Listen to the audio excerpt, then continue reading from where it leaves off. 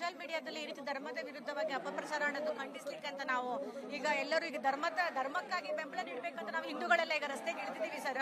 ಯಾಕಂದ್ರೆ ಈ ರೀತಿಯಾಗಿ ಅಪಪ್ರಚಾರ ಆಗಬಾರ್ದು. ಧರ್ಮಸ್ಥಳ ಇದು ಒಂದು ನ್ಯಾಯಕ್ಕಾಗಿರುವಂತಹ ಒಂದು ಶ್ರೀ ಕ್ಷೇತ್ರ. ಆ ಒಂದು ಕ್ಷೇತ್ರದಲ್ಲಿ ನಾವು ಸಣ್ಣಿರ್ತನು ನಮ್ಮ ಅಜ್ಜಂದಿರೆಲ್ಲ ನಮಗೆ ಹೇಳ್ತಾ ಇದ್ರು, ಧರ್ಮಸ್ಥಳದ ಬಗ್ಗೆ ವಾಯಿಂದ ನಿಮ್ಮ ಬರಬಾರ್ದು ಆ ರೀತಿ ಮಾತು ದೇವರ ಬಗ್ಗೆ. ನೀವು ಧರ್ಮಸ್ಥಳದ ಹೆಸರು ತಗೊಂಡು ತಪ್ಪು ಕಾಣಿಕೆಯನ್ನ ಇಡ್ರಿ ದೇವರ ಮುಂದೆ ಅಂತ ನಮಗೆ ಆ ರೀತಿಯಿಂದ ಶ್ರದ್ಧೆಯಿಂದ ಬೆಳೆಸಿದ್ದಿತ್ತು ಸರ್. ಈಗಲೂ ಹಾಗೆ ಧರ್ಮದ ಬಗ್ಗೆ ಅಲ್ಲಿ ಧರ್ಮದಂತ ನಡೀತಾ ಇದೆ ನಮ್ಮ ನಂಬಿಕೆ. ಈಗ ಏನಾದ್ರೂ ಅಲ್ಲಿ ಅನ್ಯಾಯ ಆಗಿರ್ಬಹುದು, ಅದು ಆಗಿದ್ದು ಯಾರು ಏನು ಅಂತ ತನಿಖೆ ನಡೀತಾ ಇದೆ. ಅದು ನ್ಯಾಯಕ್ಕಾಗಿ ನಾವೆಲ್ಲ ಕಾಯೋಣ.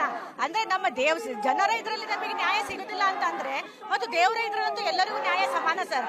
ಯಾವತ್ತಾದ್ರೂ ದೇವರ ಇದ್ರಲ್ಲಿ ನಿರ್ಣಯ ಸಿಗ್ತದೆ. ಆ ಒಂದು ನಂಬಿಕೆಯಿಂದ ಅದರ ಧರ್ಮದ ಬಗ್ಗೆ ಈ ರೀತಿ ಅಪಪ್ರಚಾರ ಮಾಡಿದ್ದು ನಾವೆಲ್ಲ ಖಂಡಿಸ್ತಾ ಇದ್ದೇವೆ. ಎಲ್ಲರಿಗೂ ದೇವರ ಮೇಲೆ ನಂಬಿಕೆ ಇದೆ. ಆದ್ದರಿಂದ ಈಗ ನಾವು ಬಂದಿದ್ದೇವೆ.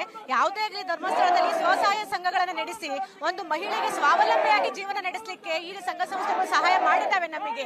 ಈಗ ನಾವು 15 ವರ್ಷದಿಂದ ಎಲ್ಲ ನೋಡ್ತಾ ಇದ್ದೀವಿ.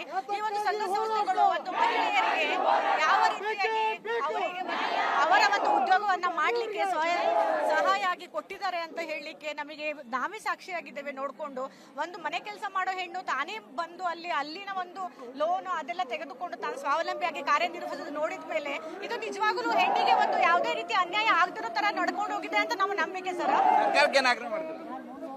ಸರ್ಕಾರಕ್ಕೆ ಏನ್ ಆಗ್ರಹ ಮಾಡೋದಂದ್ರೆ ನಾವು ಈ ಮೂಲಕ ನಮ್ಮ ಪೂಜ್ಯರ ಬಗ್ಗೆ ಏನು ಸಾಮಾಜಿಕ ಜಾಲತಾಣಗಳಲ್ಲಿ ಯೂಟ್ಯೂಬರ್ಗಳು ಏನ್ ಮಾಡ್ತಾ ಇದಾರಲ್ಲ ಅದನ್ನ ನಿಲ್ಲಿಸ್ಬೇಕು ಇವತ್ತ ಅವ್ರ. ಯಾಕಂತಂದ್ರೆ ಅದ್ರಲ್ಲಿ ಎಳ್ಳಷ್ಟು ಸತ್ಯ ಇಲ್ಲ, ಎಲ್ಲಾನು ಸುಳ್ಳೈತಿ. ಏನ್ ಗೊತ್ತ್ರಿ, ಯೂಟ್ಯೂಬರ್ಗಳಿಗೆ ನಮ್ಮ ಪೂಜ್ಯರಿಗೆ ಆದಷ್ಟು ಅನುಭವ ವಯಸ್ಸಾಗಿಲ್ಲ ಅವ್ರಿಗೆ. ಆದ್ರೂ ಸಹಿತ ಅವ್ರು ಏನೆಲ್ಲ ಮಾತಾಡ್ತಾರ ಅವ್ರೇನ್ ನೋಡಿದ್ರ ಅದನ್ನೆಲ್ಲ ರೀ? ಯಾರು ಏನು ನೋಡ್ಲಿಲ್ಲ ಬಂದ ಸುಳ್ಳ ಎಲ್ಲ ಸುದ್ದಿ. ಅವ್ರು ಹೇಳಿದ್ರು ಇವ್ರು ಹೇಳಿದ್ರು, ನನ್ನ ಹತ್ರ ಆ ಫೋನ್ ನಲ್ಲಿ ಸಾಕ್ಷಿ ಐತಿ, ಈ ಫೋನ್ ನಲ್ಲಿ ಸಾಕ್ಷಿ ಐತಿ. ಇತ್ರ ಅವ್ರು ತೋರಿಸ್ಬೇಕಲ್ರಿ? ಎಷ್ಟು ದಿನ ಆಯ್ತು ಅವ್ರು ಹೇಳಿಕತ್ತೆ ಸಾಕ್ಷಿ ಐತಿ ಅಂತ ಹೇಳಿ. ಎಲ್ಲೈತಿ ಸಾಕ್ಷಿ? ಈಗ ಸುಳ್ಳ ಅಲ್ಲಿ ಇವತ್ ನೋಡ್ರಿ, ಇವತ್ತಲ್ಲಿ ಬಾಹುಬಲಿ ಬೆಟ್ಟದ ಹತ್ರ ಹುಗಿತಾ ಇದಾರ. ನಾಳೆ ಧರ್ಮಸ್ಥಳದ ಮಂಜುನಾಥ ಸ್ವಾಮಿ ದೇವಸ್ಥಾನಕ್ಕೆ ಬಂದ ಅಲ್ಲಿ ನಾ ಹೂತಿದ್ದೀನಿ ಅಂತ ಹೇಳ್ತಾರ ಅವ್ರ. ಅವಾಗ ಅದನ್ನು ಸರ್ಕಾರ ಹೂಳೆತ್ತಾರ. ನಮ್ಮ